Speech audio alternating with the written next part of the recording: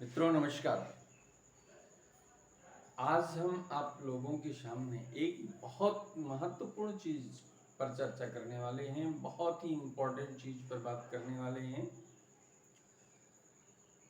मनुष्य की क्षमता या हमारी आपकी क्षमता। मनुष्य की क्षमता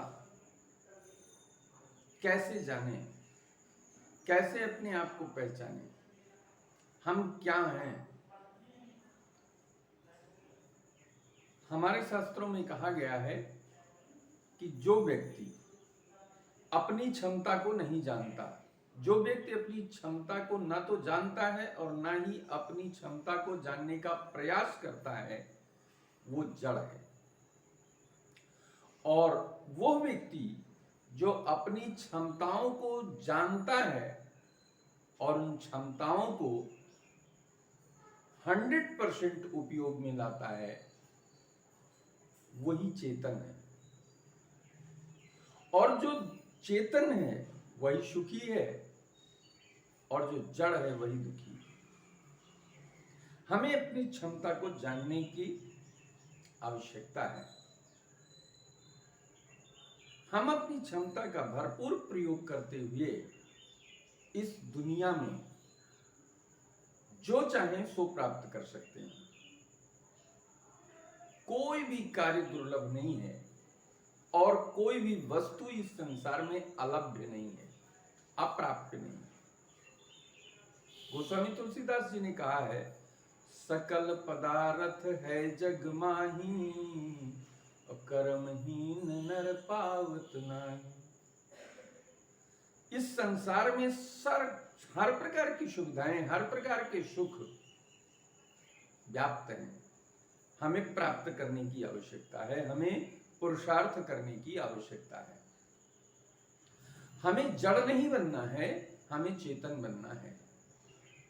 हमें शून्य से शिखर की यात्रा करनी है।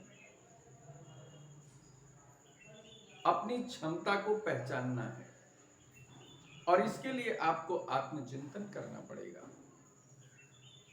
अपने आप से 3 प्रश्न करने पड़ेंगे। पहला प्रश्न तो यह है कि मैं कौन हूं, और दूसरा प्रश्न, मैं इस संसार में किस लिए आया हूं, और तीसरा प्रश्न यह है कि मेरे इस दुनिया में आने का उद्देश्य क्या है, लक्ष्य क्या है, अर्थात हमें करना क्या है इस दुनिया में। अगर हम एकाग्र होकर के इन प्रश्नों पर मौन होकर चिंतन करें तो एक सीधा सा आंसर निकल करके आता है कि हम उस परम सत्ता सर्वशक्तिमान ईश्वर की संतान हैं जो इस समस्त सृष्टि का संचालक है, जो अनंत है, जो सर्वसमर्थ है। ऐसे ईश्वर की संतान है। ईश्वर की संतान है, इसका प्रमाण गीता में स्वयं भगवान श्री कृष्ण कहते हैं, ममय मानसो जीवलोके। जीवलोके, इस संसार के जितने भी जीव हैं वो मेरे अंश हैं। और उन जीवों में सर्वश्रेष्ठ कौन है? मानव। मानव सर्वश्रेष्ठ है। समस्त जीवों में श्रेष्ठत्व प्राप्त है मानव को। और हम मानव योनि प्राप्त करके अपनी क्षमता को, अपनी योग्यता को अगर हम पहचान न पाए तो इससे बड़ी भूल कुछ नहीं है। ईश्वर की संतान है, इसलिए हमारे पास सामर्थ्य की कमी नहीं है, हमारे पास योग्यता की कमी नहीं है, हमारे पास क्षमता की कमी नहीं है। जरूरत है इसको समझने की, जरूरत है इसको पहचानने की, और जरूरत है इसका समुचित उपयोग करने की। सफल वही हुआ है जिसने अपनी क्षमता का 100% उपयोग किया है, सही डायरेक्शन में, सही डायरेक्शन में, सही गुरु के सानिध्य में रख करके जिसने अपनी क्षमताओं को पूर्ण रूप से उपयोग कर लिया है, वही सफल कहलाया है, वही सुखी कहलाया है, वही समृद्ध कहलाया है, वही प्रेरणा पुरुष कहलाया है, और वही इतिहास पुरुष कहलाया है। आपके अंदर क्षमताएं जो हैं उनको जागृत करने के लिए मैं इस वीडियो को बना रहा हूं। जरूरत है जागृति। हमारे अंदर न तो बौद्धिक बल की कमी है, न सामर्थ्य की कमी है, न शारीरिक बल की कमी है। हमारे पास सामर्थ्य पर्याप्त है। जरूरत है उसको जानने की, पहचानने की, उपयोग करने की। आपको मालूम होगा रामायण में ये कथा आती है कि जब सीता जी की खोज करने के लिए समुद्र तट पर सभी बानर भालू इकट्ठा होते हैं, विचार करते हैं और संपाति के द्वारा उनको पता लगता है कि सीता जी श्रीलंका में है। तो उनका पता लगाने के लिए, उनको देखने के लिए, उनका समाचार लाने के लिए लंका जाने की जब बात होती है तो एक एक करके सब अपनी सामर्थ्य को कम आंकते हुए और तैयार नहीं होते कि हम, कोई कहता है हम जा नहीं पाएंगे, कोई कहता है हम चले तो जाएंगे लेकिन वहां से वापस नहीं आ पाएंगे। जैसे अंगद ने कहा, जामवंत ने कहा मैं तो बूढ़ा हो गया हूं इसलिए मेरे में सामर्थ्य नहीं, मैं जा सकूं। कोई तैयार नहीं हो रहा था। अंत में सर्वसमर्थ हनुमान जी बैठे थे, लेकिन उनको अपने बल का ज्ञान नहीं था कि हमारे अंदर इतना बल है, इतना पौरुष है कि मैं श्रीलंका जा करके माता सीता का समाचार मैं ला करके यहां दे सकता हूं। और इस चीज को जागृत करने के लिए जामवंत जी ने उनको प्रेरित किया, उनके बल का उनको भास कराया। और तब जाकर के हनुमान जी को जब अपनी शक्ति का पता चला तब वो तैयार होते हैं और श्रीलंका की यात्रा के लिए तत्पर होकर के बड़े ही कॉन्फिडेंस के साथ कहते हैं कि आप लोग यहीं रहिएगा तब तक जब तक मैं माता सीता का पता लगाकर यहां नहीं आऊंगा। ये वही कह सकता है जिसको 100% कॉन्फिडेंस होगा, आत्मविश्वास होगा। तो ठीक इसी प्रकार से हर व्यक्ति को ईश्वर समान सामर्थ्य, समान बौद्धिक क्षमता देकर के इस संसार में भेजता है। जरूरत है हम किस वातावरण में हैं, किस गुरु के सानिध्य में हैं, किस माहौल में हैं और हम अपनी क्षमता का किस प्रकार से प्रयोग करते हैं।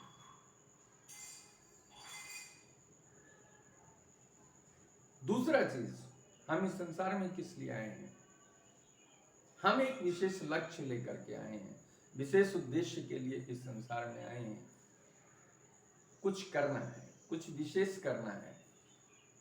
हम ईश्वर के प्रतिनिधि के रूप में इस संसार में आए हैं, तो हमारे लिए एक साधारण कार्य नहीं है, हमें कुछ विशेष करके दिखाना है, हमें लोगों के लिए कुछ करके देना है।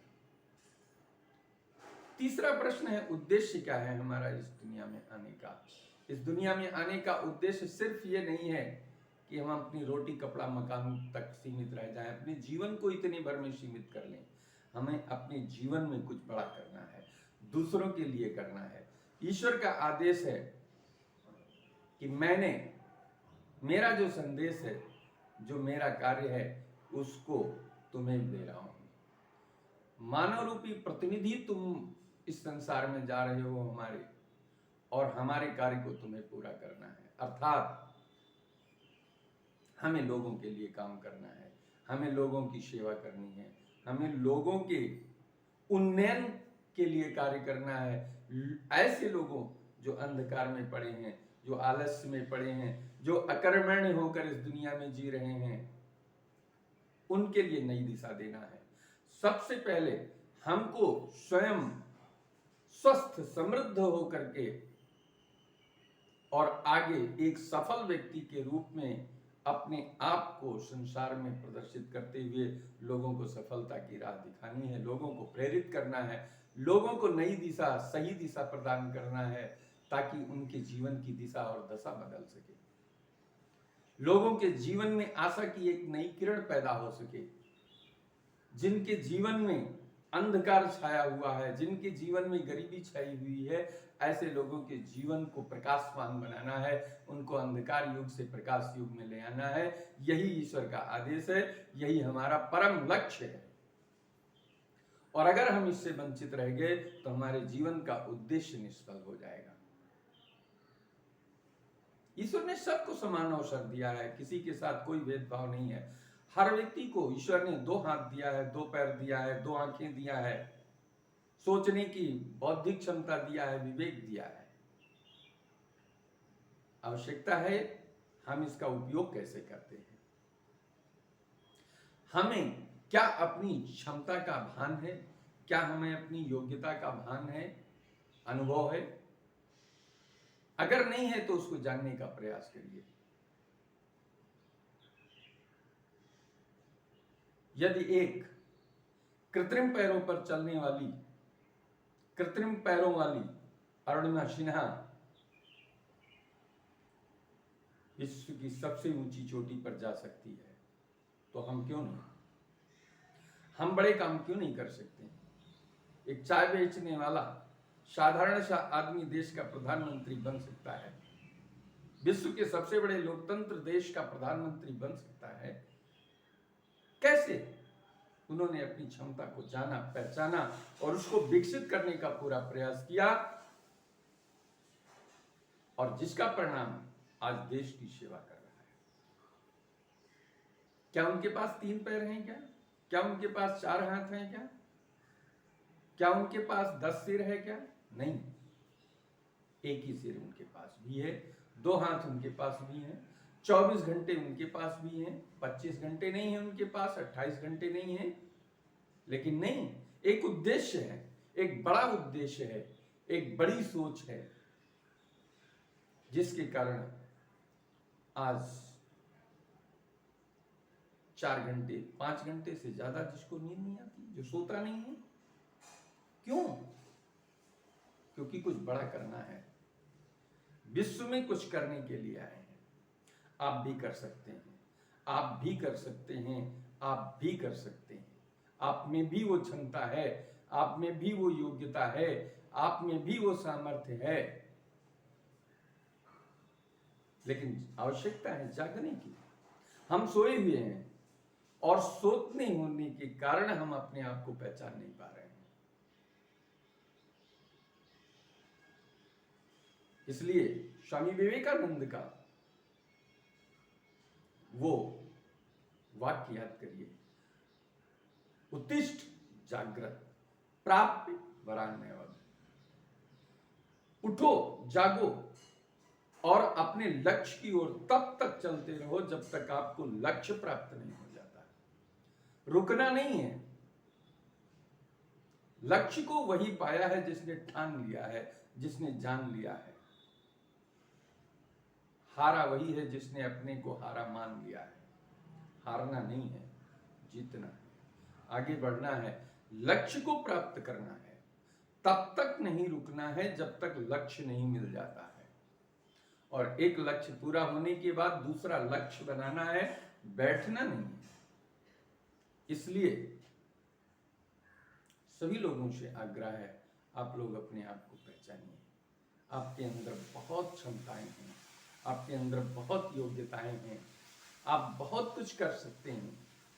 उठो, जागो और चल पड़ो। तो इसी के साथ मैं इस वीडियो को यहाँ पर खत्म करता हूँ, और मैंने आपको इसमें अधिक से अधिक आपको लक्ष्य के प्रति जागृत करने का प्रयास किया है।